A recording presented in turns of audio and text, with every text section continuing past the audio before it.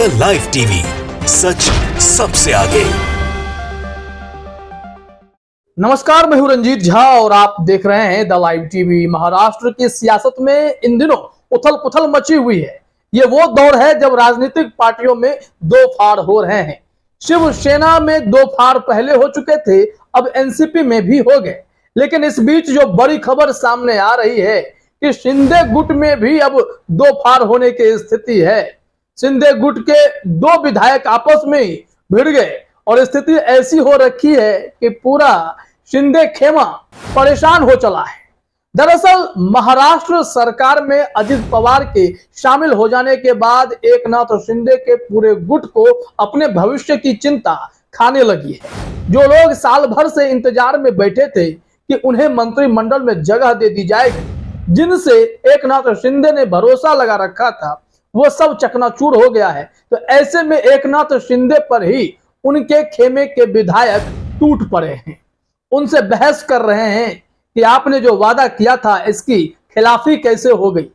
दो विधायकों के बीच, शिंदे गुट के दो विधायकों के बीच ऐसी भिड़ंत हुई कि आनन फानन में नागपुर से एकनाथ शिंदे को लौटना भी पड़ा और परिस्थिति इतनी जटिल हो रखी है शिंदे गुट में कि एकनाथ शिंदे यह भी भूल गए कि वो जिस दौरे को छोड़ करके आए हैं नागपुर से, वहां राष्ट्रपति का कार्यक्रम था। तो राष्ट्रपति के कार्यक्रम में प्रदेश का मुख्यमंत्री नहीं था। तो सोचिए कि कैसे विकट परिस्थिति महाराष्ट्र की सियासत में आ गई है। बहुत ही चालाकी से भारतीय जनता पार्टी ने अलग अलग विपक्षी दलों के पार्टियों में दो फाड़ कर रखे हैं। लेकिन जो इस बीच बड़ी खबर आ रखी है, क्या शिंदे गुट में भी अब दो फाड़ होने की स्थिति है? जो खबर सामने आई है वो हैरान कर देगी। जानकारी यह है कि शिंदे गुट का एक खेमा अब उद्धव ठाकरे के साथ वापस हो जाने के लिए बेचैन हो उठा है और एकनाथ शिंदे पर दबाव बनाए जा रहे हैं, या तो उनकी शर्त मानी जाए या फिर वो उद्धव ठाकरे के साथ चले जाएंगे। ऐसा दावा सांसद विनायक राउत ने किया है। तो चलिए हम पूरी खबर आपको बताते हैं कि किस किस मोर्चे पर एकनाथ शिंदे घिरते चले गए हैं। जिस हिसाब से अजित पवार ने यह दावा किया कि उनका बेटा कहता है कि आप कितनी बार और कब तक डिप्टी सीएम बने रहेंगे, ऐसे में उनकी मुख्यमंत्री बन जाने की इच्छा हिलोर मार रही है और बीजेपी शायद उनका सपना पूरा कर दे। लेकिन ये तभी होगा जब एकनाथ शिंदे को दरकिनार कर दिया जाएगा और ऐसे उहापोह में पूरा शिंदे खेमा बौखलाहट में है। जरा अपने स्क्रीन पर देखिए, हमने नवभारत टाइम्स की खबर को देखा। महाराष्ट्र पॉलिटिक्स, उद्धव ठाकरे से माफी मांगकर घर वापसी को तैयार एकनाथ शिंदे गुट। सांसद विनायक राउत का बड़ा दावा। उन्हें पता है कि कहीं ना कहीं स्थिति बिगड़ने वाली है। बीजेपी जो सियासी चाल चल रही है उसमें शिंदे गुट को भी साध कर रखी थी और उनके बार्गेनिंग पावर को अचानक से खत्म कर दिया। और दूसरी तरफ अजित पवार को उन्होंने अपने साथ जोड़ तो लिया, साथ ही साथ ईडी की जो फाइल है वो कोर्ट में भी आगे बढ़ा दी गई है। तो अब चाहकर भी अजित पवार घर वापसी कर पाएंगे कि नहीं, इसकी गारंटी नहीं है। लेकिन शिंदे गुट में जो दो फाड़ की स्थिति है, तो क्या शिंदे गुट का आधा हिस्सा फिर से उद्धव ठाकरे के साथ चल जाएगा? और इसके लिए जो बहस छिड़ पड़ी है उसमें क्या सब गुल खिलने वाला है, इसके लिए थोड़ा इंतजार करना पड़ेगा। लेकिन पूरी परिस्थिति क्या है उसे समझना जरूरी है। जरा देखिए अपने स्क्रीन पर खबर क्या आई है। बताया जा रहा है कि सांसद विनायक राउत गुरुवार को मुंबई में मीडिया से बात कर रहे थे। इस दौरान उन्होंने कहा कि जिस दिन अजित दादा और उनकी कंपनी वहां कूदी, उसी दिन शिंदे गुट के विधायकों ने बगावत शुरू कर दी। विधायकों के इस आक्रोश को रोकते हुए एकनाथ शिंदे का गुस्सा भड़क गया है। उनकी हालत दयनीय हो गई है। कई विधायक कह रहे हैं हम जिस सदन में थे वही ठीक हैं। एक मंत्री ने बयान दिया कि अगर मातोश्री हमारी मदद करेगा तो हम उसे सकारात्मक जवाब जरूर देंगे। पश्चिम महाराष्ट्र, उत्तर महाराष्ट्र, विदर्भ और मराठावाड़ा से संदेश आ रहे हैं। यहाँ विधायकों के बीच चर्चा है कि हम जहां हैं वहीं बेहतर हैं। विनायक राउत ने कहा, हमें पता चला है कि संबंधित विधायकों के बीच इस बात पर चर्चा चल रही है कि क्या मातोश्री से माफी मांगकर वापस जाना चाहिए। अब देखिए स्थिति ऐसी हो गई है कि दो विधायकों के बीच, शिंदे गुट के ही दो विधायकों के बीच बहस भी छिड़ गई है।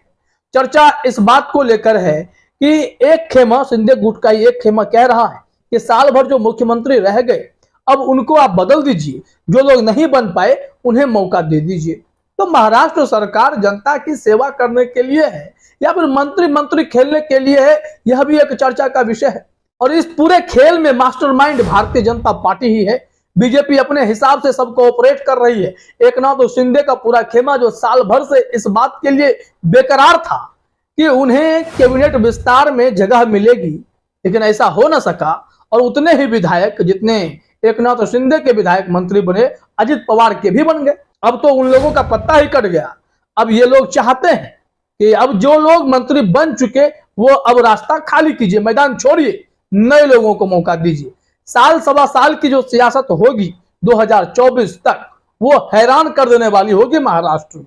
इस संबंध में देखिए जरा क्या जानकारी मिली है कि सरकार में अजित पवार की एंट्री के बाद से ही शिंदे गुट में काफी उथल पुथल मची हुई है और इसका विस्फोट मंगलवार रात को देखने को मिला है। विश्वसनीय रिपोर्ट है कि इसी मुद्दे पर मंगलवार शाम 2 विधायकों में झगड़ा हो गया।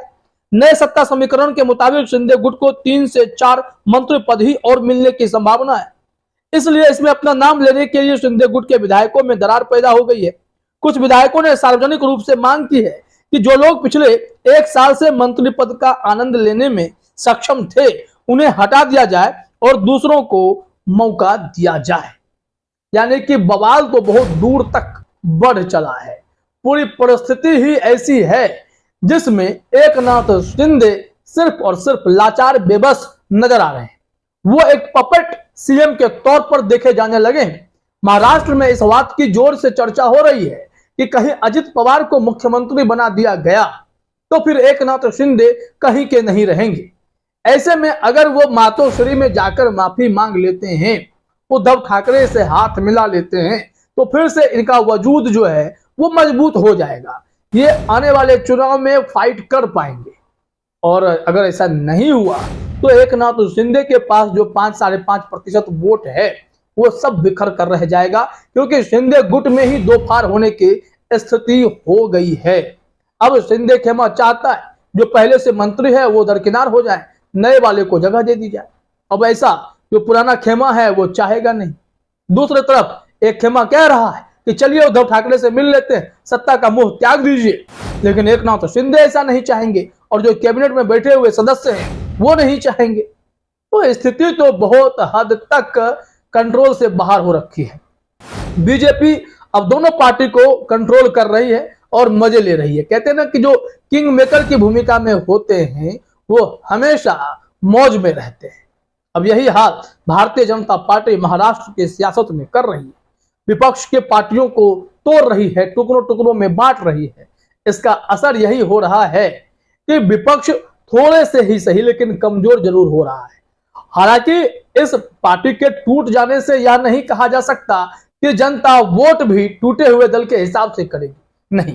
यह जनता देखेगी कि अन्याय कर कौन रहा है, कौन पॉलिटिक्स को भी कुचल कर रख दिया है। सियासत में उठापटक तो चलती है, लेकिन बीजेपी देश भर में इस तरीके से उठापटक करेगी इसके बारे में किसी ने कल्पना नहीं की थी।